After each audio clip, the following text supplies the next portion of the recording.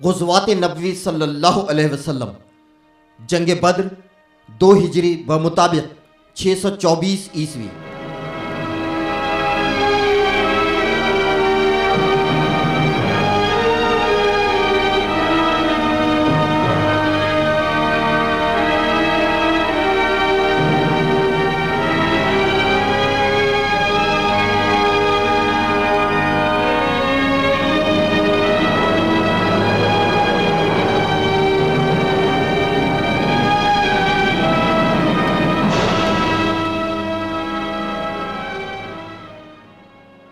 مکہ والے انتقام کی آگ میں جل رہے تھے۔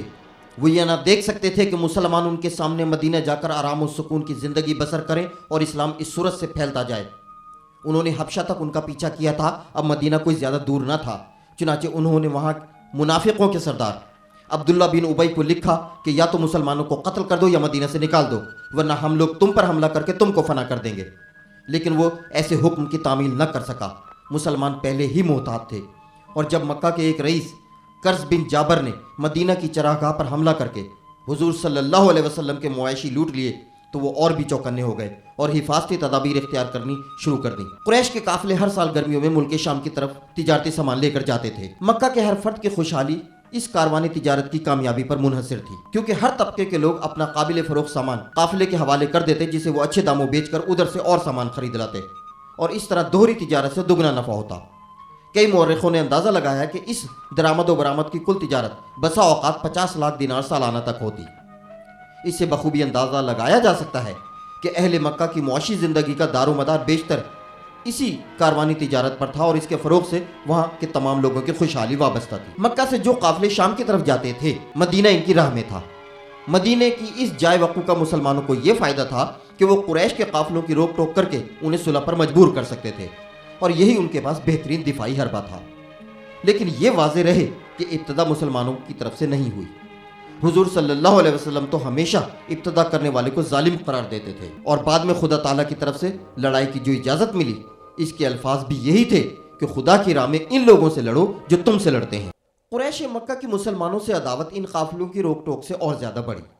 لیکن یہ سلسلہ کیسے شروع ہوا، اس کی تفصیل یوں ہے کہ ہجرت کے بعد حضور صلی اللہ علیہ وسلم خود تو نہیں، لیکن اکا دکا مسلمان جن کے عزیز و اقارب مکہ میں تھے حج کو چلے جایا کرتے تھے، محض اس خیال سے کہ ایام حج میں روایات کے مطابق جنگ و جدل منع تھا۔ ایک بار قبیلہ اوس کے رئیس حضرت سعد بن معاذ انصاری حج کو مکہ گئے اور اپنے دوست امیہ بن خلف کے ساتھ خانہ کعبہ کے طواف کو جا رہے تھے کہ ابو جہل نے دیکھ لیا اور کہا کہ اگر تم اس وقت امیہ کے ساتھ نہ ہوتے تو کبھی بچ کر واپس نہ جاتے۔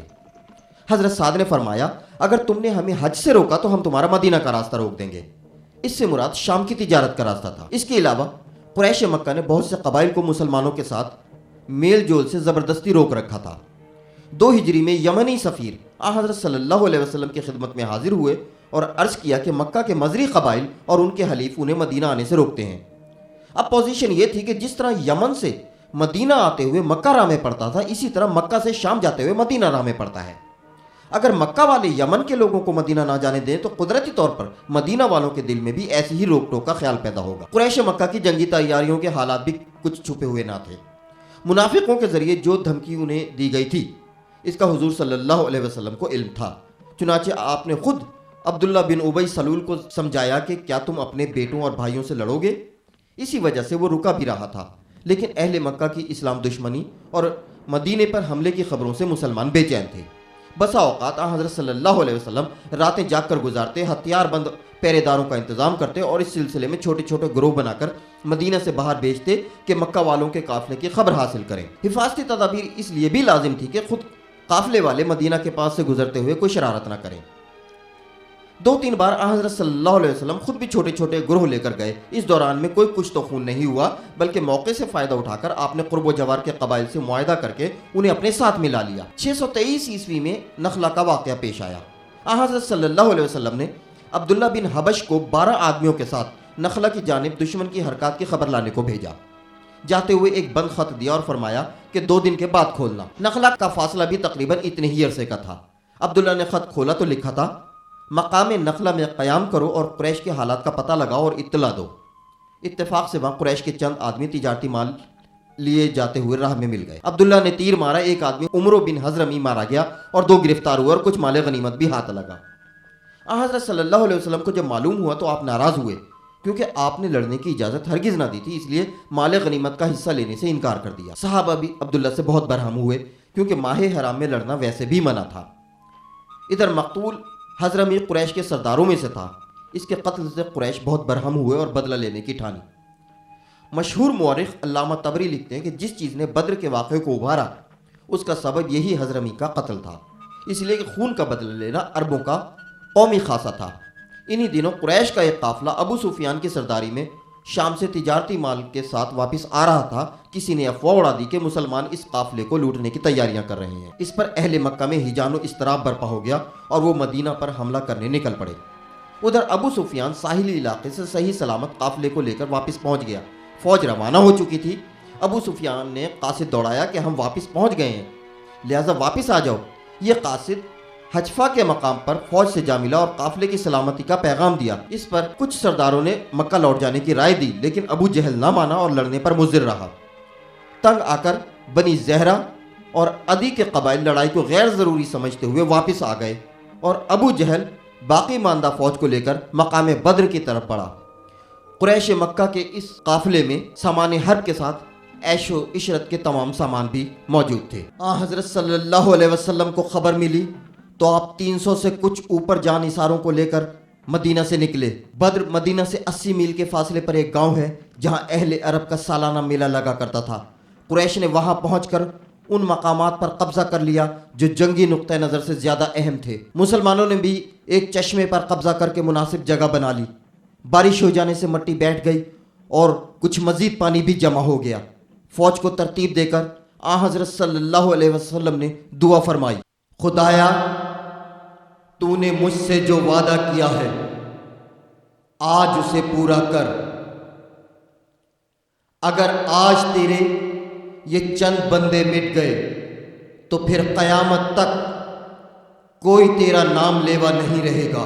کفار کی تعداد مسلمانوں سے 3 گنا زیادہ تھی۔ اس جنگ میں بھائی بھائی کے خلاف اور باپ بیٹے کے خلاف لڑ رہا تھا۔ ہر 2 جانب مقابلے میں رشتہ دار نظر آتے تھے۔ پہلے دونوں جانب سے بہادر ایک دوسرے کے مقابلے پر نکلے۔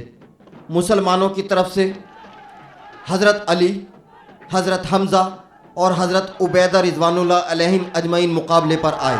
اس کے بعد عام لڑائی شروع ہوئی، بڑے گھمسان کی جنگ ہوئی۔ اللہ تعالیٰ کو اسلام کا بول بالا کرنا تھا، کفار کو شکست فاش ہوئی۔ اس جنگ میں کفار کے 70 آدمی کام آئے، جن میں ابو جہل اور عتبہ جیسے سردار بھی شامل تھے۔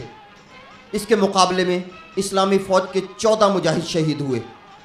سپاہ کی تعداد اور سامان جنگ کی غیر معمولی کمی کے باوجود مسلمانوں کی شاندار فتح تائید الہی کا بیان ثبوت تھی، تاہم دنیاوی اسباب فتح نظر انداز نہیں کیے جا سکتے۔ سب سے پہلے قریش کا باہمی نفاق تھا۔ عتبہ اور کئی دوسرے سردار شروع ہی سے اس لڑائی کے خلاف تھے اور بنی زہرہ کے لوگ تو راستے ہی سے چلے گئے تھے، اس لیے فوج میں یکدلی اور جوش نہ تھا۔ بارش کا اثر بھی دونوں جانب یکساں نہ تھا۔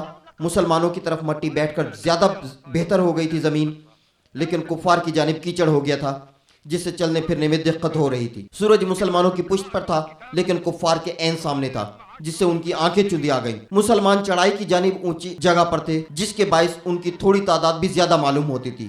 اس کے برعکس کفار کی فوج نشیبی علاقوں میں خیمہ زن تھی، جس سے ان کی عددی فوقیت نمایاں نہ ہو سکی، بلکہ وہ الٹا دھوکہ کھا کر مسلمانوں کی تعداد سے مرعوب ہو رہے تھے۔